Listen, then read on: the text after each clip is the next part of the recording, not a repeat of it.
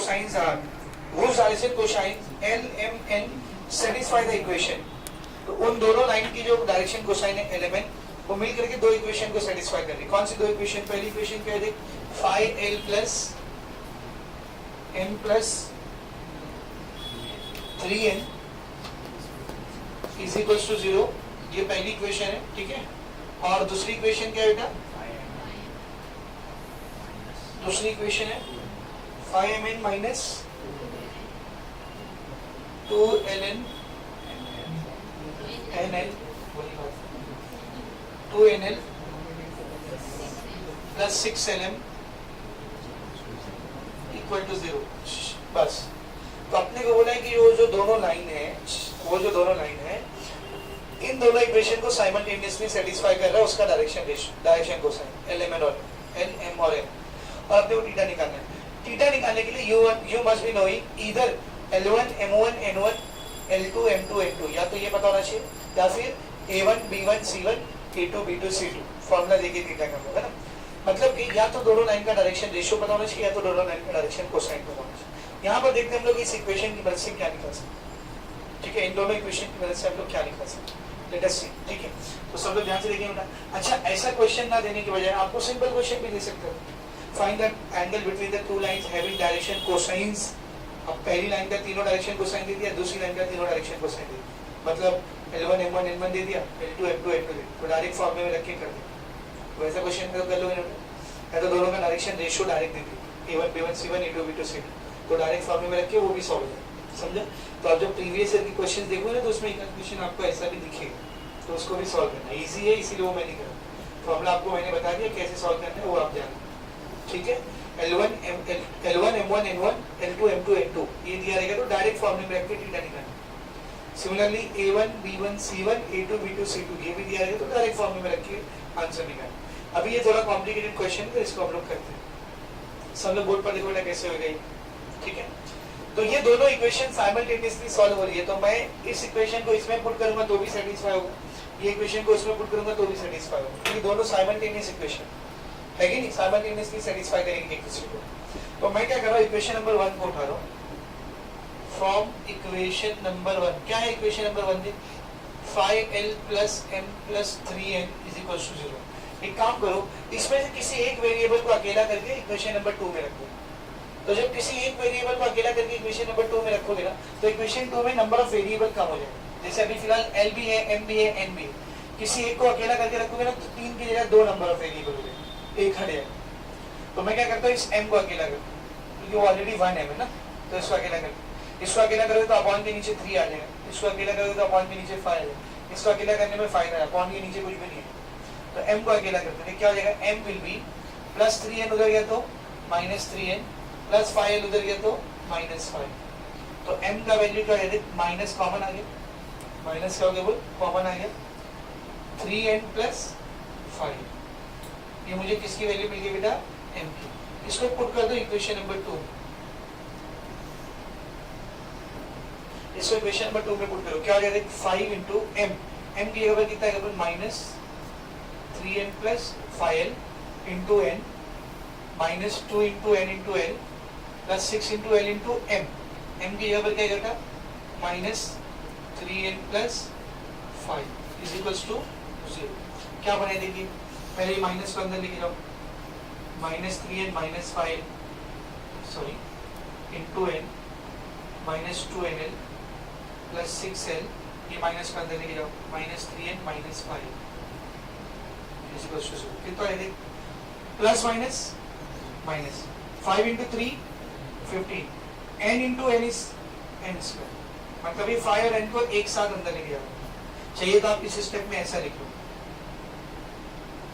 ये माइनस अंदर गया, माइनस 3N माइनस 5 और ये N और ये 5 इन दोनों को एक साथ इधर चले. क्या बन जाएगा?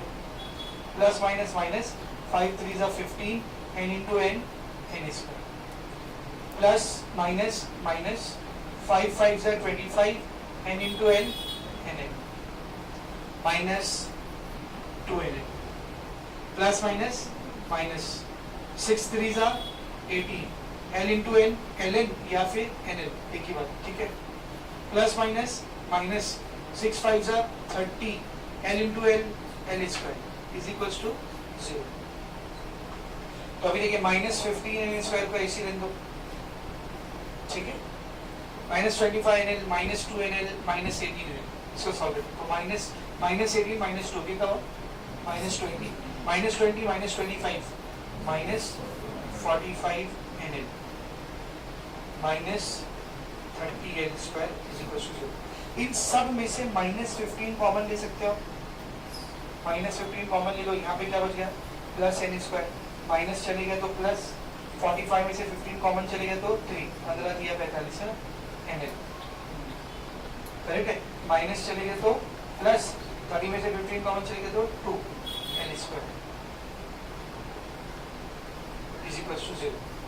ये -15 यहाँ पे क्या कर रहा है, मल्टीप्लाई, उधर जाएगा तो 0 के पास जाके डिवाइड करेगा, 0 पर -15 0, तो क्या बचा, N square plus 3NL plus 2L square is equal to 0। इसको थोड़ी देर की तरह क्वाड्रेटिक इक्वेशन की तरह मान लो, थोड़ी देर के लिए मान लो क्वाड्रेटिक इक्वेशन की तरह, तो इधर 1 है इधर 2 है, तो 1 into 2 2 हो, बीच में क्या बेटा 3, इसके फैक्टर ढूंढो क्या आएगा, 2 1 से 2 ना, 2 1 से 2, ये प्लस में तो ये भी प्लस में है और ये भी प्लस में, तो 2 1 से 2 plus plus plus, plus 2 plus 1 3, तो फैक्टर क्या है +2 और +1, तो ये 3 को इन फैक्टर्स में बांट दो, ये ऐसे रख, N स्क्वायर को ऐसे रख, ये 2L स्क्वायर को भी ऐसे रखो, 0 को भी ऐसे रखो, 3NL को ये दो फैक्टर में बांटना है, तो 3NL को हम लोग क्या लिखेंगे, +2NL प्लस 1NL, सही है, तो देखना 2NL + NL 3NL, सही है।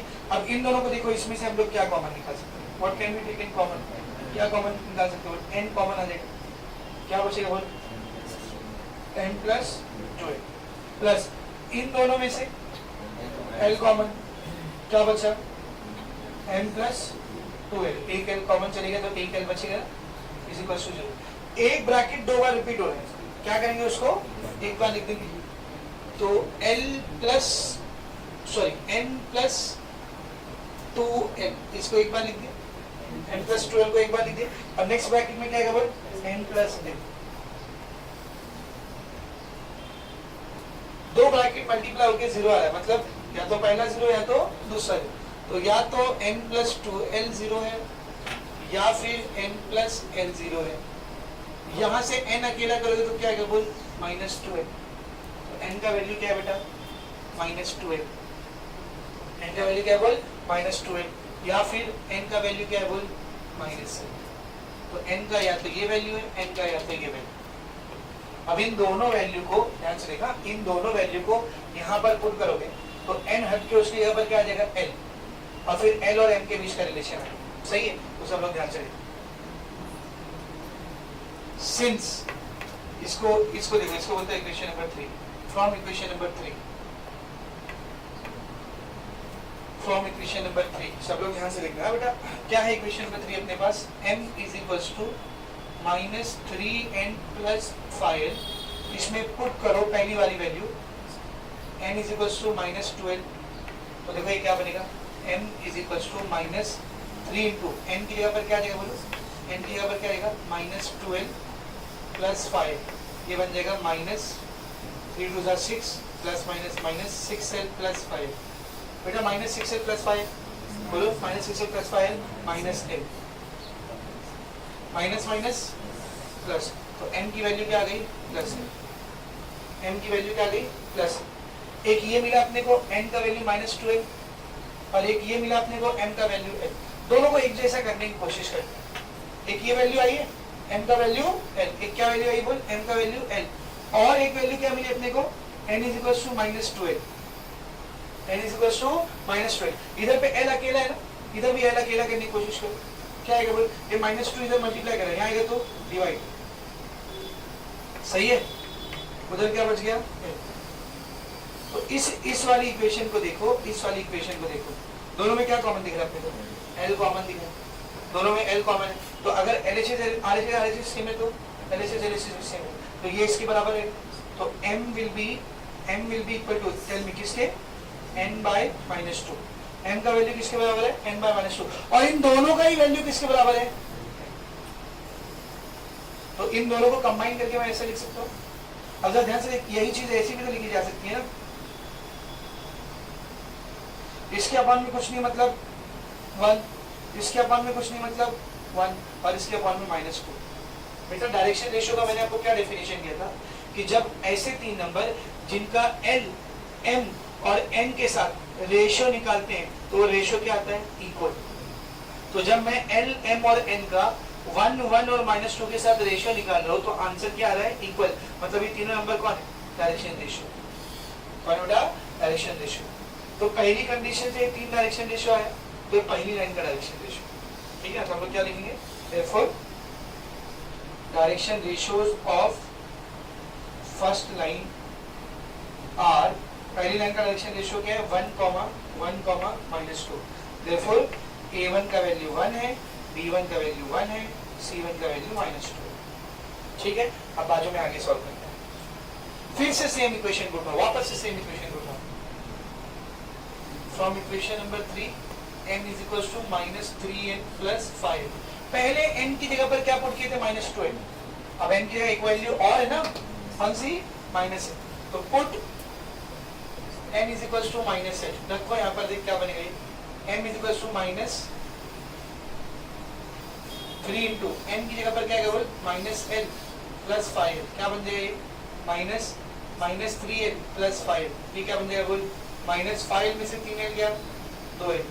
सही है, तो m का वैल्यू क्या है, बोलो m का वैल्यू क्या है, -12। m का वैल्यू क्या है बेटा, m का वैल्यू क्या है, बोल -12। जो काम इधर किए थे ना, l को अकेला किए थे, सेम काम इधर करो। यहाँ से l अकेला कर, बता मेरे को क्या हो जाएगा, m/-2 is equals to l। और एक रिलेशन ऑलरेडी हमने लिया है, क्या, n is equals to -l। यहाँ से भी l को अकेला करो, क्या आएगा, बोल, ये l के साथ कुछ नहीं मतलब, मेरे ऐसा लिख सकते हो ना इसको, -1 इंटू l। चलेगा, चलेगा, ये -1 इधर आएगा तो n/-1 is equals to l। इस इक्वेशन और इस इक्वेशन में क्या कॉमन है, बोल, l कॉमन। तो RHS कॉमन है, तो LHS भी क्या आएगा, सेम। तो क्या आएगा, बोल, m/-2 is equals to n/-1। और फिर इन दोनों का ही वैल्यू किसके बराबर है, l के बराबर।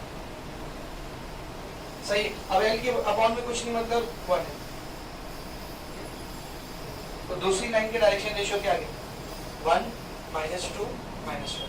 तो therefore direction ratios of second line are 1, -2, 1, sorry -1। तो ये किसकी वैल्यू आई बेटा, A2 आया 1, B2 आया -2 और C2 आया -1। तो A1, B1, C1 आ गया, A2, B2, C2 आ गया। अपने को निकालने का क्या था बेटा, निकालने का क्या था, बोली थीटा। तो फॉर्मूला है ना अपने पास, क्या फॉर्मूला है, since cos theta is equals to mod of A1 A2 plus B1 B2 plus C1 C2 divide by under root A1 square plus B1 square plus C1 square dot under root A2 square plus B2 square plus C2 square. सबका value put करो, A1 A2, how much is A1, 1 और A2 1, तो 1 into 1 plus B1 B2, B1 कितना है 1, B2 कितना है -2, 1 into -2 plus C1 C2 -2 -1 into -1 divided by under root A1 का square 1 का स्क्वायर, B1 का स्क्वायर 1 का स्क्वायर, C1 का स्क्वायर -2 का स्क्वायर। सही है, इंटू अंडर रूट A2 का स्क्वायर 1 का स्क्वायर, B2 का स्क्वायर -2 का स्क्वायर, C2 का स्क्वायर -1 का स्क्वायर। ठीक है, सॉल्व करते हैं इसको। 1 1 1 plus minus minus, 1 into 2 2 plus 2 1 2 plus minus minus plus, correct है, डिवाइडेड बाय अंडर रूट 1 का स्क्वायर 1 का स्क्वायर 1, 2 का स्क्वायर 4, -2 का स्क्वायर प्लस 4 ही है ना, 1 का स्क्वायर 1, 2 का स्क्वायर 4, 1 का स्क्वायर 1। सही है, देखो -2 + 2 कैंसिल, क्या बच गया ऊपर 1 डिवाइडेड बाय 4 + 1 + 1 6 √6, 4 + 1 + 1 √6। बेटा √6 into √6 √6 का स्क्वायर विच विल बिकम 6 है ना, तो मॉड ऑफ 1/6 प्लस में ना ऑलरेडी, वो प्लस में ना ऑलरेडी, तो मॉड उठाऊंगा तो क्या आएगा 1/6 ही है। थीटा निकालना है तो cos को उधर भेज दो, क्या आएगा वो theta will be cos inverse of 1/6। क्या ट्रिग्नोमेट्री के टेबल में cos के अंदर 1/6 हमको कहीं पता है, तो इसको ऐसे ही रहते निकालने को तो हम लोग इसको लॉग टेबल से निकाल सकते हैं। 1/6 को सॉल्व करेंगे 0 पॉइंट समथिंग आएगा, फिर उसको लॉग टेबल में जाके थीटा निकालेंगे। पर ये मैथ्स का पेपर, मैथ्स के पेपर में फिजिक्स वाला काम नहीं है, यहाँ पे डायरेक्ट छोड़ देंगे। Theta equals to cos inverse of 1/6। So this is how this question will be solved. 4 marks का क्वेश्चन समझे अच्छे से, इसी पे मच क्लियर। तो आपका 5.3 पूरा कंप्लीट हो गया, उसमें सिर्फ पहला क्वेश्चन बचा है, और वो पहला क्वेश्चन क्रॉस प्रोडक्ट का है, इसीलिए मैंने करा है, ठीक है ना। तो अभी क्रॉस प्रोडक्ट के बेसिक्स को करेंगे, क्रॉस प्रोडक्ट के बेसिक्स को करेंगे, और उसके बाद पहला क्वेश्चन ही करेंगे। उसके बाद 5.4 में 3 डायमेंशनल ज्योमेट्री के जितने भी क्वेश्चन है उसको करेंगे। 3 डायमेंशनल ज्योमेट्री एक साथ पूरा खत्म कर देना, फिर क्रॉस प्रोडक्ट के क्वेश्चन लेंगे। समझा अच्छे से क्या बोल रहे हो, ठीक है ना।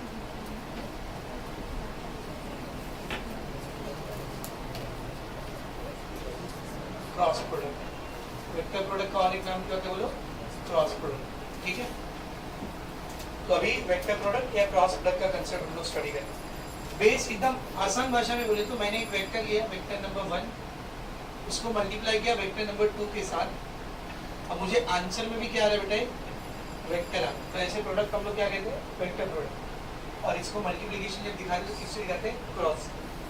ये बात मैंने आपको बताया था ना, 2 वेक्टर मल्टीप्लाई करोगे स्केलर आंसर आता है तो स्केलर प्रोडक्ट बोलते हैं, वेक्टर आंसर आता है तो vector product. Scalar product co dot से दिखाते हैं, वेक्टर प्रोडक्ट को क्रॉस। अभी इसी को मैथमेटिकली लिखते हैं। तो समझो मेरे पास एक वेक्टर है a, एक दूसरा वेक्टर है b, और इन दोनों का मैं क्रॉस प्रोडक्ट करूँ, क्या करो बोलो, क्रॉस प्रोडक्ट, ठीक है ना। तो a क्रॉस b का जो वैल्यू आता है, आपको मालूम है 11th में आपने पढ़ा है, क्या आता है, पहले वाले वेक्टर का मैग्नीट्यूड,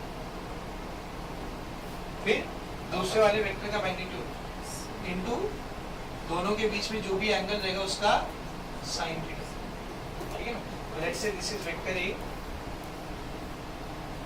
ये वेक्टर a है, ये वेक्टर b है, इन दोनों के बीच का एंगल है थीटा, दोनों के बीच का एंगल क्या होता है, थीटा। तो a क्रॉस b का वैल्यू क्या आता है, ab sin थीटा। लेकिन ये a एक नंबर रहेगा, b भी एक नंबर रहेगा, sin थीटा भी एक नंबर रहेगा, तीनों नंबर को मल्टीप्लाई करें आंसर में भी नंबर है, ये तो खाली मैग्नीट्यूड हो। और हमने क्या देखे कि क्रॉस प्रोडक्ट का जो आंसर आता है वो क्या आता है, वेक्टर। और वेक्टर की 2 चीजें होती है, कौन सी 2 चीजें, मैग्नीट्यूड और डायरेक्शन। ये तो आपने मैग्नीट्यूड दिखा दिया, डायरेक्शन किससे दिखाते हैं, यूनिट वेक्टर से। याद है, unit vector is used to represent direction. तो इसका डायरेक्शन कैसा है, इसका डायरेक्शन निकाला जाता है राइट हैंड थंब रूल से या राइट हैंड स्क्रू रूल से। यानी कि अगर ये वेक्टर a है, ध्यान दो ये वेक्टर a है, ये वेक्टर b है, तो अपने राइट हैंड को लो, a क्रॉस b निकाल लो ना, तो राइट हैंड को a से b के डायरेक्शन में टर्न करो, तो जो अंगूठा है वो a क्रॉस b का डायरेक्शन देगा। तो a क्रॉस b का डायरेक्शन कैसा है, देखो a क्रॉस b का डायरेक्शन कैसा आएगा, परपेंडिकुलर। सो ये तुम्हारा a क्रॉस b, ठीक है ना। तो हमको a क्रॉस b नहीं चाहिए, हमको उसके डायरेक्शन में क्या चाहिए, यूनिट वेक्टर। कैसे लोग यूनिट वेक्टर बोलते, इसी के डायरेक्शन में एक 1 यूनिट मैग्नीट्यूड का वेक्टर लेंगे, तो ये यूनिट वेक्टर रहेगा। लेट्स से मैंने इसको n क्या बोल, n क्यों बोल रहे हो सर, क्योंकि ये a और b दोनों का नॉर्मल है, दोनों को राइट में लेंगे, समझा। तो देख क्या आएगा, इनटू n क्या, तो ये मैग्नीट्यूड, ये यूनिट वेक्टर जो कि क्या दिखा रहा है, direction. So this is the formula of a cross b। ये फार्मूला है किसका बेटा, a क्रॉस b। समझ रहे, इसका मतलब एक ऐसा वेक्टर जो 2 वेक्टर को परपेंडिकुलर, मेरे पास 2 वेक्टर है और मुझे एक ऐसा वेक्टर निकालना है जो इन दोनों को परपेंडिकुलर, वो इन दोनों का क्रॉस प्रोडक्ट होगा, वो इन दोनों का क्या होता है बोल, क्रॉस प्रोडक्ट। क्योंकि a क्रॉस b का जब वैल्यू निकालोगे, a क्रॉस b, तो उसका डायरेक्शन किधर है, दोनों को परपेंडिकुलर, इसको भी 90 डिग्री पे रहेगा, इसको भी 90 डिग्री पे रहेगा। मैंने आपको फिजिक्स में भी पढ़ा है, जब 2 वेक्टर का क्रॉस प्रोडक्ट निकालते हैं ना, तो वो जो रिजल्टेंट वेक्टर आता है, दोनों ही वेक्टर को क्या रहता है, 90 डिग्री, इसको भी 90 डिग्री पे रहता है, इसको भी 90 डिग्री पे रहता है। समझ रहे, अभी हम लोग 12th में भी पढ़े, जब magnetic field due to electric current पढ़ रहे थे, तो उसमें हमने देखा था कि मैग्नेटिक फोर्स कोई काम नहीं करते, Fm is equals to Q into V cross B, याद है, Fm is equals to Q into V cross B। तो मैग्नेटिक फोर्स जो है वो क्रॉस प्रोडक्ट है V और B का, तो ये V को भी परपेंडिकुलर रहेगा और B को भी। हमने देखा था कि फोर्स V को परपेंडिकुलर, और V को परपेंडिकुलर मतलब डिस्टेंस को परपेंडिकुलर, क्योंकि वेलोसिटी और डिस्टेंस का डायरेक्शन क्या होता है, सेम। दोनों के बीच का थीटा कितना हो गया, 90 डिग्री। वर्क डन का फॉर्मूला होता है फोर्स इनटू डिस्टेंस, यानी कि FD cos थीटा, थीटा 90 है, cos 90 0, तो इसकी वैल्यू कितनी आती है 0, hence no work is done by magnetic force. ये चीज़ हम लोग अभी फिजिक्स में भी कर चुके, मैंने बोला था इसको याद रखना, 2 मार्क्स का डेरिवेशन पूछते हैं, ठीक है। तो ध्यान से देखो, अगर आपके पास दो वेक्टर है ए और बी, तो इन दोनों को ही परपेंडिकुलर वेक्टर कौन सा आएगा बोल, ए क्रॉस बी। अच्छा ये तो हुआ ए क्रॉस बी, क्या होगा अगर मैं बी क्रॉस ए निकालूं, सब लोग ध्यान से देखना, क्या होगा if I find out B cross A. B cross A, पहले बताओ उसका मैग्नीट्यूड क्या है, magnitude of B magnitude of A sine of theta. बेटा ये पूरा नंबर और ये पूरा नंबर क्या रहने वाला, सेम रहने, तो ए बी साइन थीटा लिख गया, बी ए साइन थीटा लिख, जब तीनों को मल्टीप्लाई करोगे नंबर्स को, आंसर क्या आएगा सेम। तो मैग्नीट्यूड तो इसका भी क्या है बोल, सेम, मैग्नीट्यूड तो इसका भी क्या है सेम। डायरेक्शन देख, ये किधर देखा, ये ए था ये बी था, ए क्रॉस बी करेंगे तो कहाँ गया था ऊपर, बी क्रॉस ए करेंगे तो बी क्रॉस ए करेंगे तो नीचे, पर रहेगा परपेंडिकुलर दोनों को, चाहे ऊपर आवे चाहे नीचे आए, दोनों ही केस में ए क्रॉस बी भी ए और बी को परपेंडिकुलर रहेगा, बी क्रॉस ए भी ए और बी को परपेंडिकुलर रहेगा। तो बी क्रॉस ए का डायरेक्शन कैसा है, बी क्रॉस ए का डायरेक्शन कैसा होगा, this is the direction of B cross A. तो इसका यूनिट वेक्टर कैसा आएगा, इसका यूनिट वेक्टर कैसा आएगा, एक मैग्नीट्यूड का नीचे की तरफ एक वेक्टर लेना, तो मुझे बताना ये एन कैप था ना, इसका मैग्नीट्यूड इसका मैग्नीट्यूड क्या है सेम, खाली डायरेक्शन अपोजिट है ना, तो ऐसे वेक्टर जिनका मैग्नीट्यूड सेम होगा डायरेक्शन अपोजिट है उसको नेगेटिव वेक्टर बोलते हैं। तो अगर ये एन कैप है तो ये क्या रहेगा बोल, माइनस एन कैप, तो इसके यूनिट वेक्टर को दिखाएंगे माइनस एन कैप। समझा अच्छे से, तो ये बी क्रॉस ए का वैल्यू। अब मैं आपसे क्वेश्चन कर रहा हूँ बेटा, ए क्रॉस बी और बी क्रॉस ए, ये दोनों का आंसर सेम आ रहा है अलग है, पहले मतलब ए क्रॉस बी और बी क्रॉस ए, दोनों का जो आंसर आएगा वो वेक्टर आएगा, दोनों का जो आंसर आएगा वो वेक्टर। और वेक्टर इक्वल कब होता है, जब मैग्नीट्यूड भी सेम और डायरेक्शन भी सेम। तो भाई इसका मैग्नीट्यूड तो तक का पार्ट तो सेम है, मैग्नीट्यूड तो सेम है, पर डायरेक्शन क्या है अपोजिट है, तो क्या ये दोनों वेक्टर इक्वल रहेंगे, नहीं। तो क्रॉस प्रोडक्ट कम्यूटेटिव नहीं होता है, डॉट प्रोडक्ट होता है, याद कर, ए डॉट बी और बी डॉट ए दोनों का वैल्यू क्या होता है सेम होता है, पर क्रॉस प्रोडक्ट कम्यूटेटिव नहीं होता है, समझा। तो हम लोग लिखेंगे the cross product is not commutative, vector product बोलो या फिर क्रॉस प्रोडक्ट बोलो, इज नॉट कम्यूटेटिव। क्यों नहीं इक्वल आ रहा है बोलिए, क्यों नहीं इक्वल आ रहा है, भाई दोनों का मैग्नीट्यूड तो सेम है सर, क्या चीज अलग है डायरेक्शन। हाँ मैं ऐसा लिख सकता हूँ, I can write down like this, A cross B का मैग्नीट्यूड और बी क्रॉस ए का मैग्नीट्यूड, बॉन्ड मतलब क्या होता है magnitude, we are not concern about direction, this will be equal. तो ए क्रॉस बी और बी क्रॉस ए तो इक्वल नहीं रहेगा, पर ए क्रॉस बी और बी क्रॉस ए का मैग्नीट्यूड क्या रहेगा बेटा, इक्वल है। तो फाइनल रिजल्ट में इन सब से एक रिजल्ट यहाँ पर निकाल सकते हो, ध्यान से देखना, इसके ऊपर क्वेश्चन आते कई बार, सब लोग ध्यान से देखेंगे बेटा। अ वेक्टर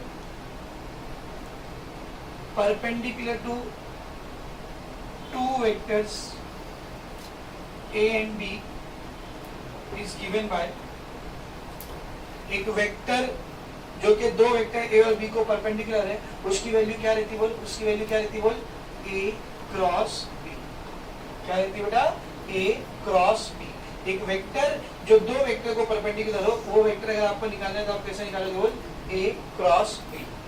क्या सिर्फ a क्रॉस b रहेगा, सिर्फ a क्रॉस b रहेगा क्या, b क्रॉस a भी तो हो सकता है भाई, a क्रॉस b a और b को परपेंडिकुलर है, तो b क्रॉस a भी क्या है, a और b को परपेंडिकुलर, तो या तो a क्रॉस b निकाल लो या तो b cross a vector perpendicular to a and b will be either a cross b और b क्रॉस a, पहली बात। दूसरी बात, यूनिट वेक्टर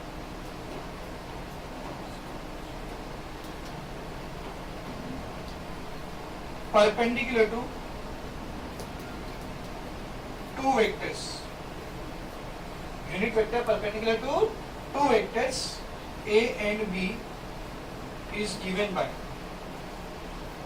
बताओ a और b को परपेंडिकुलर यूनिट वेक्टर कौन सा है बेटा, n कैप, देखना a और b को परपेंडिकुलर यूनिट वेक्टर कौन सा है, n कैप, या फिर माइनस n कैप। तो सिर्फ n कैप को निकाल लो, उसका माइनस कर देख तो माइनस n कैप आ जाएगा, समझ। तो is given by n cap. अभी n कैप निकालोगे कैसे, how will you find n cap, बेटा यूनिट वेक्टर का फॉर्मूला क्या होता है, vector by magnitude, unit vector का फॉर्मूला क्या होता है, वेक्टर बाय मैग्नीट्यूड। तो देखिए n कैप कैसे निकालोगे आप, ये n कैप कैसे निकालोगे, वेक्टर कौन सा है, n कैप के डायरेक्शन में वेक्टर कौन सा है बोल, a cross b, a cross b divided by magnitude, तो a क्रॉस b का magnitude. This is how you will find out the unit vector N cap, A cross B by A cross B का magnitude. सिर्फ N cap रहेगा क्या, minus N cap भी तो रहेगा ना, तो जब इधर माइनस लगाओगे तो यहाँ पे भी माइनस आएगा, यानी एक यूनिट वेक्टर जो दो वेक्टर को परपेंडिकुलर है उसकी वैल्यू या तो ये आएगी प्लस में या फिर यही आएगी माइनस में। तो मैं एक काम करता हूँ ना, अलग अलग लिखने से अच्छा इसी में प्लस माइनस। सर ये दो लाइन क्यों लिख के दिया आपने बेटा, बहुत ही इंपॉर्टेंट है। कभी कभी आपको दो वेक्टर बोलता है और बोलता है इन दोनों वेक्टर के परपेंडिकुलर एक वेक्टर निकालो, तो ऐसे निकालो, या तो ए क्रॉस बी कर देगा या तो बी क्रॉस बी। और कभी कभी आपको दो वेक्टर देता है और बोलता है इन दोनों वेक्टर का परपेंडिकुलर एक यूनिट वेक्टर निकालो, तो कैसे निकालने का, N cap is equal to plus minus A cross B divide by magnitude of A cross B. समझा अच्छे से, यहाँ तक का समझा। अभी इस फॉर्मूले से दोनों वेक्टर के बीच का एंगल निकालते हैं, angle between A and B,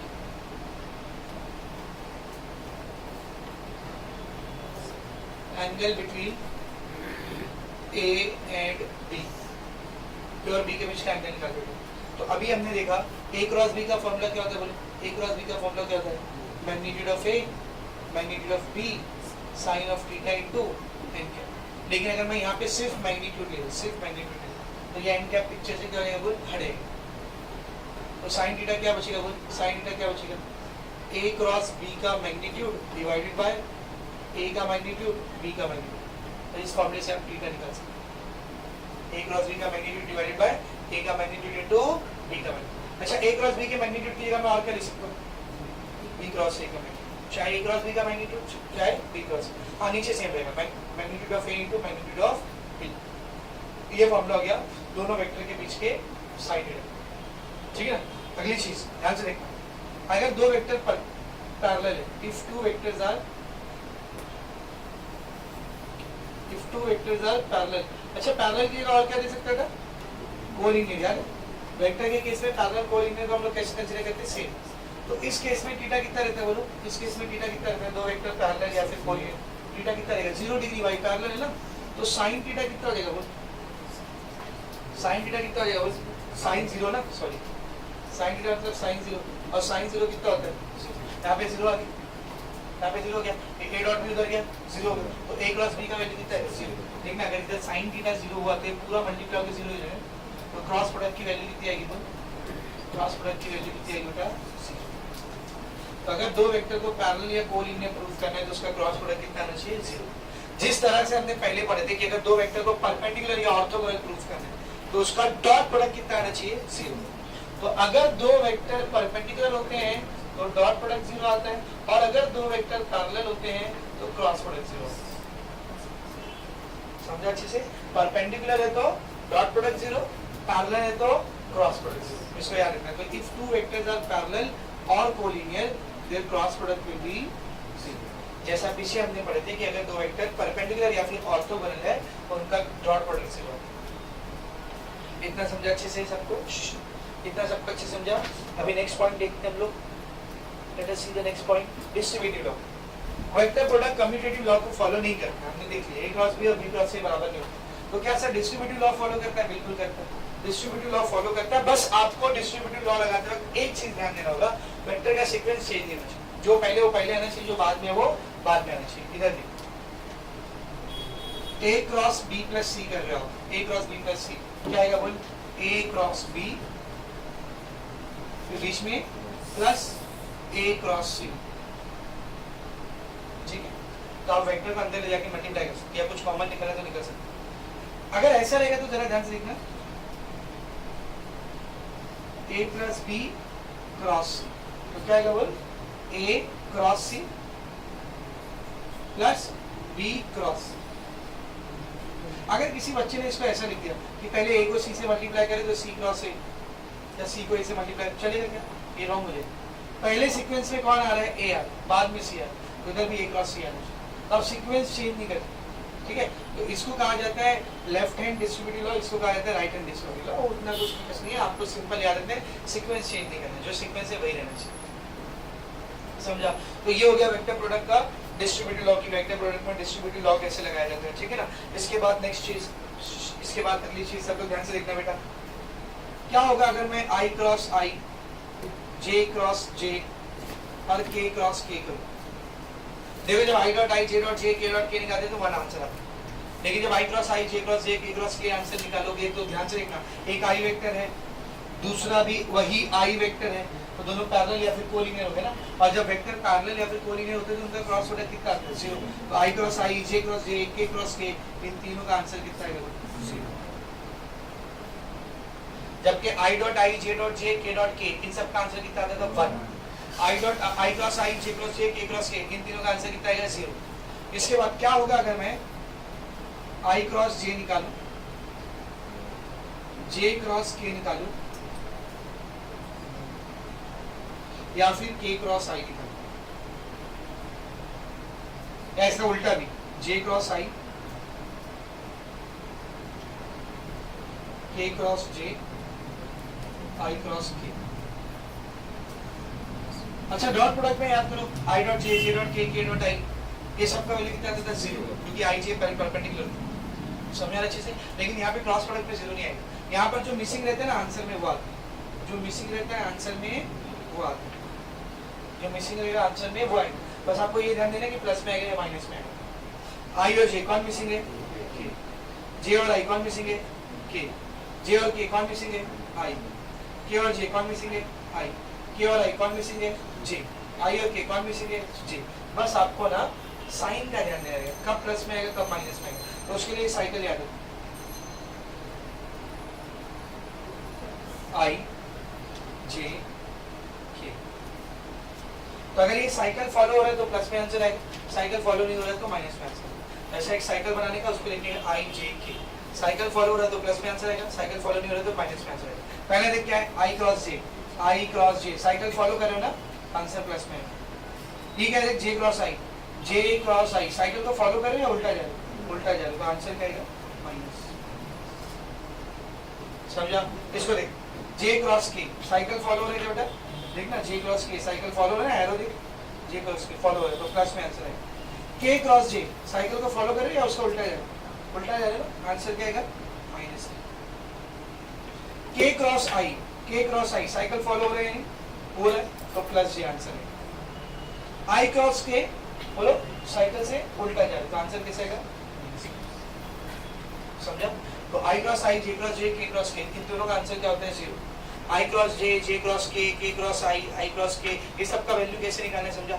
जो मिसिंग रहेगा वो आंसर में आएगा। और अगर ये साइकिल फॉलो हो रहा है तो प्लस में आंसर आएगा, और साइकिल फॉलो नहीं हो रहा है तो माइनस में आंसर आएगा। समझ में आया बेटा अच्छे से?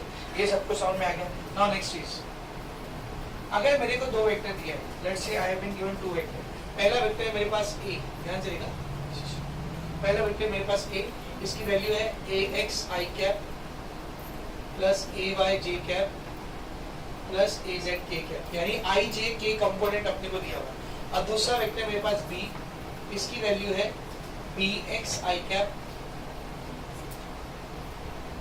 बी वाई जे कैप प्लस बी जेड के कैप। तो हमने लास्ट लेक्चर में देखा था कि ए डॉट बी कैसे निकाला है।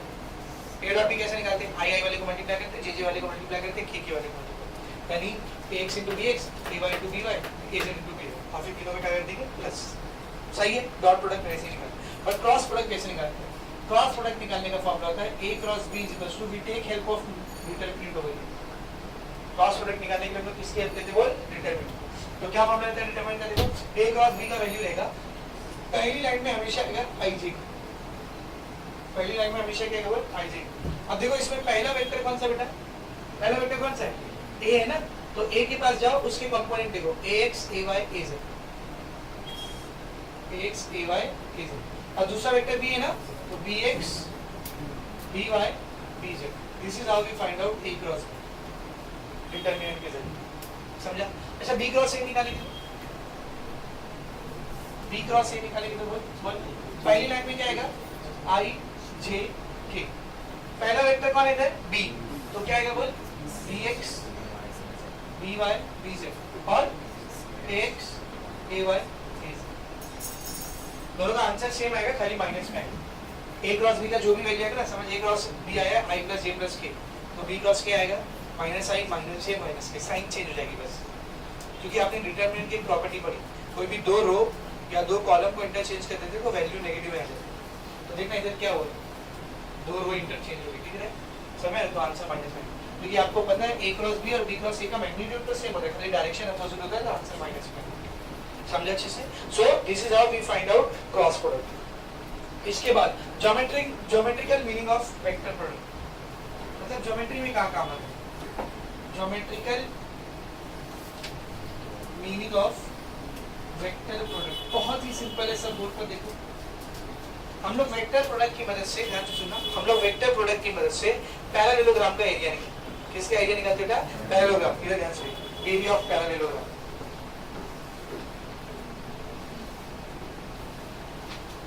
एरिया ऑफ पैरेललोग्राम ये देखना कैसे, सब लोग ध्यान से समझ। मेरे पास एक पैरेललोग्राम है, आई हैव गॉट पैरेललोग्राम। ये मेरे पास एक पैरेललोग्राम है, ठीक है ना? और इसकी दो एडजेसेंट साइड है, vector A and vector B. तो इसकी पहली वाली साइड है ये वेक्टर ए और इसके बाजू वाली साइड है वेक्टर बी। आजू बाजू की साइड होना चाहिए, आमने सामने की, आजू बाजू की साइड। अब मुझे इस पैरेललोग्राम का एरिया निकालना। तो इस पैरेललोग्राम का एरिया क्या है? मालूम?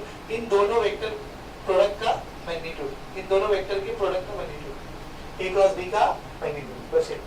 तो अगर आपके पास एक पैरेललोग्राम है, उसके आजू बाजू की साइड में दो वेक्टर दिया हुआ है, ये साइड ये वेक्टर है, ये साइड ये वेक्टर है, तो उसका एरिया निकालो। कैसे निकालेंगे? Cross product A cross B का मैग्नीट्यूड। क्या बेटा? मैग्नीट्यूड। मॉड क्यों होता है? क्योंकि एरिया क्या होता है? नंबर होता है। अच्छा, हम लोग फिजिक्स में एरिया को भी वेक्टर में दिखाते हैं। कैसे दिखाते हैं? एरिया का वेक्टर कैसे आता है? ये सरफेस है, इसका एरिया वेक्टर कैसे आता है? 90 डिग्री। तो भाई अगर ये आपका पैरेललोग्राम है, ये ए वेक्टर है, ये बी वेक्टर है, तो एरिया वेक्टर परपेंडिकुलर आना चाहिए। तो ए और बी को परपेंडिकुलर वेक्टर कौन सा होता है? ए क्रॉस बी होता है। तो वहां से भी आप ये समझ सकते हो, समझ अच्छे से। तो अगर एरिया ऑफ पैरेललोग्राम बोला तो magnitude of A cross B, लेकिन अगर ऐसा बोला ना, तो देखा ऐसा बोला वेक्टर एरिया ऑफ पैरेललोग्राम। क्या बोला? बोल वेक्टर एरिया ऑफ पैरेललोग्राम। तब आप मैग्नीट्यूड नहीं निकालोगे, तब आप क्या निकालोगे? वेक्टर ही निकालोगे। तो ये मॉड क्या हो जाएगा? ए क्रॉस बी। तो ये आपका पूरा क्रॉस प्रोडक्ट का बेसिक हुआ, इसके ऊपर ही क्वेश्चन आते हैं क्रॉस प्रोडक्ट। फिर से एक बार रिकैप करते हैं और फिर 5.4 एक्सरसाइज को चालू करते हैं। क्या है? देखो, वेक्टर प्रोडक्ट कैसे निकालते हैं? ए क्रॉस बी कैसे निकालते हैं? इसका magnitude sine of theta into unit vector. Direction कैसे निकालते हैं? आपको भी मालूम, ठीक है? ए क्रॉस बी, ये बी क्रॉस बी। दोनों वेक्टर फॉर्म में लोगे तो बराबर नहीं होते, यानी कम्यूटेटिव नहीं होते, लेकिन मैग्नीट्यूड फॉर्म में लोगे तो क्या रहता है? बराबर। अगर मेरे पास दो वेक्टर है ए और बी, तो इन दोनों को परपेंडिकुलर एक वेक्टर कैसे निकलेगा? या तो ए क्रॉस बी निकाल लो या तो बी क्रॉस ए निकाल लो। अगर मेरे पास दो वेक्टर है ए और बी और इन दोनों को परपेंडिकुलर यूनिट वेक्टर निकालें, तो उसका फॉर्मूला क्या रहता है? n cap equals to plus minus a cross b upon magnitude of a cross b। दो वेक्टर के बीच का एंगल कैसे निकाल सकते हो? डॉट प्रोडक्ट से भी फॉर्मूला लिख देते हैं, क्रॉस प्रोडक्ट से भी फॉर्मूला लिख दो। sin theta equals to mod of a cross b upon magnitude of a into magnitude of b। अगर दो वेक्टर पैरेलल या कोलिनियर है तो उनका क्रॉस प्रोडक्ट कितना आता है? 0। डिस्ट्रीब्यूटिव लॉ फॉलो होता है, बस आपको सीक्वेंस चेंज नहीं करना है। i क्रॉस है, j cross j, k cross k, तीनों का value 0। i cross j, j cross i, k cross i, ये सब में जो मिसिंग रहता है वो आंसर आता है।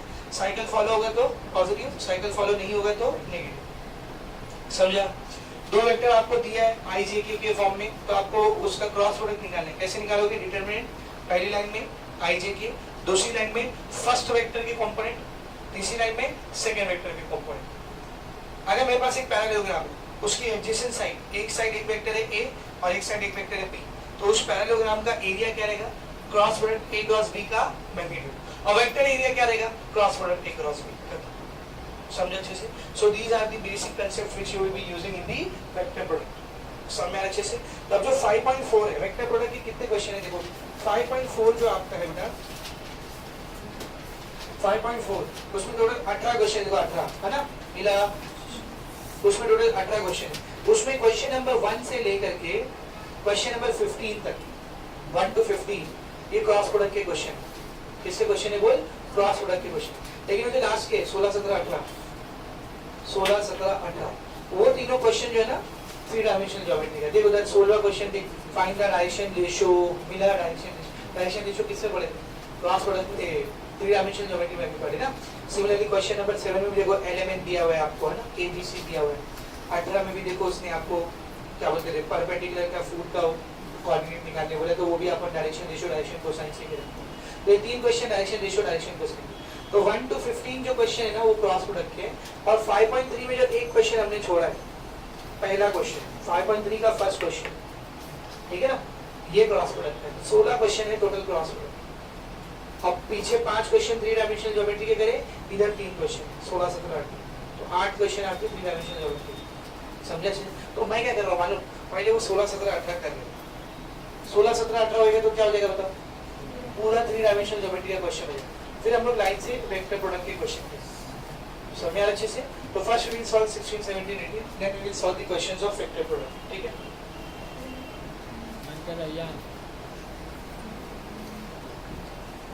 Of a vector perpendicular to the lines whose direction ratios are, ठीक है, ध्यान से देख, वापस पढ़, find the direction ratios of a vector, एक वेक्टर का डायरेक्शन रेशियो निकालना है perpendicular to the two lines, जो और दो लाइन को परपेंडिकुलर है, whose डायरेक्शन रेशियोज आर, और उन दोनों लाइन का डायरेक्शन रेशियो दिया है। मतलब दो लाइन है, ध्यान से सुन, दो लाइन है, इन दोनों का डायरेक्शन रेशियो दिया है, और फिर इन दोनों को परपेंडिकुलर एक वेक्टर है, इसका डायरेक्शन रेशियो निकालना है। ठीक है? तो इसको इमेजिन करने के लिए खाली मैं डायग्राम बना रहा हूं, वरना यहाँ पर डायग्राम रिक्वायर्ड है नहीं, सिर्फ इमेजिन करने के लिए मैं डायग्राम बना रहा हूं। तो समझो मेरे पास ऐसी दो लाइन है, इन दोनों का डायरेक्शन रेशियो दिया हुआ है। पहली लाइन का डायरेक्शन रेशियो क्या दिया है, -2 1, अच्छा उसमें भी दो पार्ट है, 16 का 1 पार्ट पहले हम लोग, फिर 2 पार्ट है। पहली लाइन का डायरेक्शन रेशियो क्या दिया, -2 1 -1, और दूसरी लाइन का डायरेक्शन रेशियो क्या दिया, -3 -4 और 1। इन दोनों का डायरेक्शन रेशियो अपने को दिया हुआ है, और इन दोनों को परपेंडिकुलर एक लाइन है, इन दोनों को परपेंडिकुलर एक लाइन है, इस लाइन का डायरेक्शन रेशियो ABC आपको पता करना। क्वेश्चन समझा बेटा? ये देखिए इतना मार्क्स है। ऐसा मान लो ये जो पहली लाइन दिख रही है, इसके अलाउंग एक वेक्टर है A बार, ये जो दूसरी लाइन दिख रही है, इसके अलाउंग एक वेक्टर है B बार। तो एक वेक्टर जो A और B दोनों को परपेंडिकुलर हो, कौन सा वेक्टर है, A क्रॉस B। अब B पढ़े ना, एक वेक्टर है A, एक वेक्टर है B, और इन दोनों को परपेंडिकुलर एक तीसरा वेक्टर चाहिए, तो कौन सा वेक्टर रहता है, A क्रॉस B। तो ये जो ब्लू वाला वेक्टर दिख रहा है कौन सा बेटा, A क्रॉस B। समझ रहे? तो देख मैं क्या लिख रहा हूँ, let the two vectors along the given lines are A and B। जो गिवन लाइंस है उनके अलाउंग जो दो वेक्टर है वो कौन से बेटा, A और B। अच्छा, गिवन दोनों लाइन का अपने को डायरेक्शन रेशियो दिया हुआ, तो अभी थोड़ी देर पहले मैंने आपको बताया था कि जब डायरेक्शन रेशियो पता होता है तो हम लोग उस लाइन के अलाउंग वेक्टर निकाल सकते हैं। ये पहली वाली लाइन के अलाउंग वेक्टर A बार क्या रहेगा, फिर बोल क्या रहेगा, -2i cap plus j cap minus k cap, and B बार क्या रहेगा बोल, -3i cap minus 4j cap plus k cap. अब ध्यान से देखना, a vector perpendicular to both A bar and B बार, एक वेक्टर जो दोनों A और B दोनों को परपेंडिकुलर है, कौन रहेगा वो वेक्टर, A क्रॉस B। ठीक है ना, कौन रहेगा बेटा वो वेक्टर, A क्रॉस B। कैसे निकालते हैं A क्रॉस B, डिटरमिनेंट पहली लाइन में I J K, A है ना, क्या है बोल, -2 1 -1, B -3 -4 1। सॉल्व करेंगे इसको, I के पैसे ब्रैकेट प्लस J का, बोलो प्लस J का माइनस J ब्रैकेट प्लस के ऐसे ही ब्रैकेट। I कैप का कॉलम और रो छूट गया, ठीक है ना, I कैप का कॉलम और रो छूट गया, क्या आएगा 1 × 1 1 minus -4 × -1 4 1 4 minus minus plus. J cap का कॉलम और रो छूट गया, -2 × 1 -2 माइनस -3 × -1 +3। K कैप का कॉलम और रो छूट गया, 4 2 8 minus minus plus, 3 1 3 plus minus minus. क्या बनेगा ये, I cap 1 -4 -3 minus J cap -2 -3 -5 plus K cap 8 -3 हो जाएगा। तो क्या बने देखिए, minus plus minus, 3 × I 3i minus minus plus 5 × J 5j, 8 और 3 बोलो 11, 11 × K 11K।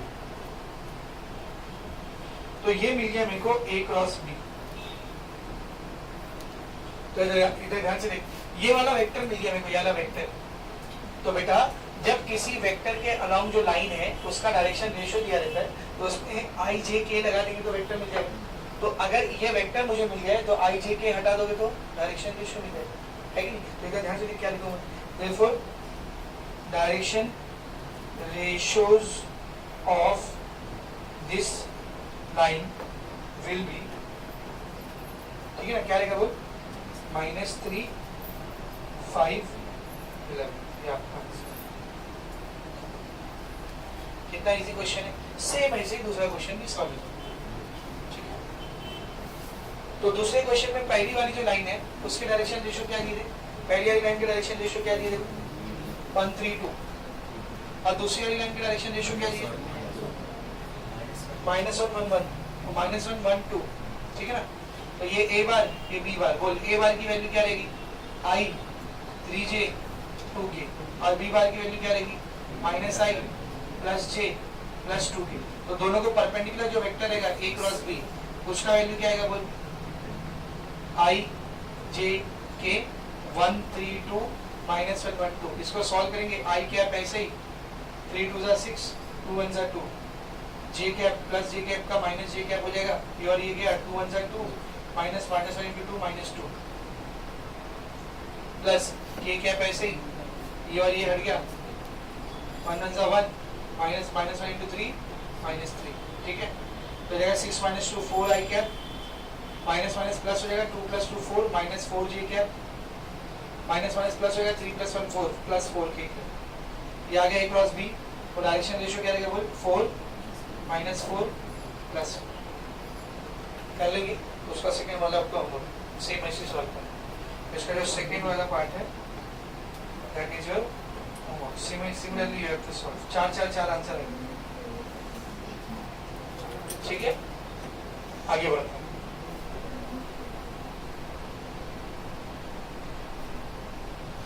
Let's see the next question.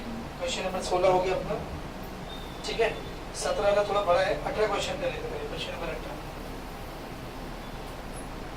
हाँ देखो क्वेश्चन नंबर 18 में अपने को क्या बोला बेटा, पहले क्वेश्चन रीड करके समझो। If a is a point 1, 2, 3, एक पॉइंट है a, उसके कोऑर्डिनेट क्या है 1, 2, 3, and b is a point 4, 5, 6, और b एक पॉइंट है 4, 5, 6 are 2 points, then find the foot of the perpendicular. तो जो परपेंडिकुलर बनेगा, ऐसा परपेंडिकुलर जो बनेगा उसका फुट मतलब नीचे का पॉइंट। तो find the foot of the perpendicular, find the foot of the perpendicular from point b, from point b, from point b, मतलब ये जो परपेंडिकुलर बनाया गया कहां से बनाया गया, b से बनाया गया। तो ये परपेंडिकुलर b से बनाया गया और जहां तक बना है उसका कोऑर्डिनेट आपको निकालना है, फुट का कोऑर्डिनेट आपको निकालना है, ठीक है ना। From point b to the line joining, to from point b to the line joining, यानी ये परपेंडिकुलर बनाया गया, टू मतलब किस पर बनाया गया, किस पर बनाया गया, a line joining the origin and point a। तो ये जो लाइन है वो किसको किसको जॉइन करी, ओरिजिन और पॉइंट a को। तो डायग्राम कुछ ऐसा बनेगा। तो first let us draw the diagram. ये पॉइंट b है, यहाँ से एक परपेंडिकुलर ड्रॉप किया, ये एक लाइन है, किसको किसको जॉइन करी, ये ओरिजिन और पॉइंट a। तो इस परपेंडिकुलर का जो फुट बनेगा इसकी वैल्यू अपने को निकालनी, फुट ऑफ द परपेंडिकुलर का वैल्यू अपने को निकालनी। समझ में आ रहा अच्छे से। अभी जो जो दिया हुआ है उसको लिख देते हैं।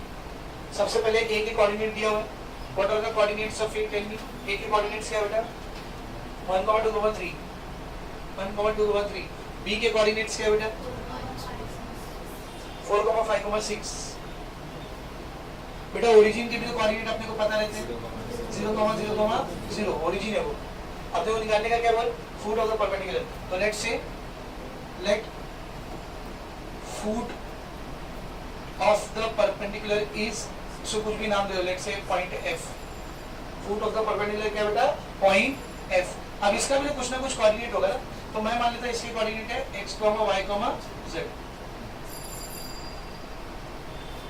बस ये x, y, z निकाल दो, आंसर आ गया। फुट ऑफ द परपेंडिकुलर निकाले था ना, तो फुट ऑफ द परपेंडिकुलर को मैं क्या माना x, y, z, x, y, z निकाल दो, आंसर आ जाएगा। अब कैसे करेंगे सब लोग ध्यान से देखना बेटा, सब लोग ध्यान से देखेंगे। सबसे पहले मुझे बताओ ये OF, ध्यान से देख, O और F दो पॉइंट है, इन दो को पॉइंट ज्वाइन करते हुए एक लाइन बन रही है। इस लाइन का डायरेक्शन रेशियो मैं कैसे निकाल सकता हूँ, x2 - x1, y2 - y1, z2 - z1। अभी 3D के बेसिक में पढ़ाया था आपको, 3 डायमेंशनल ज्योमेट्री।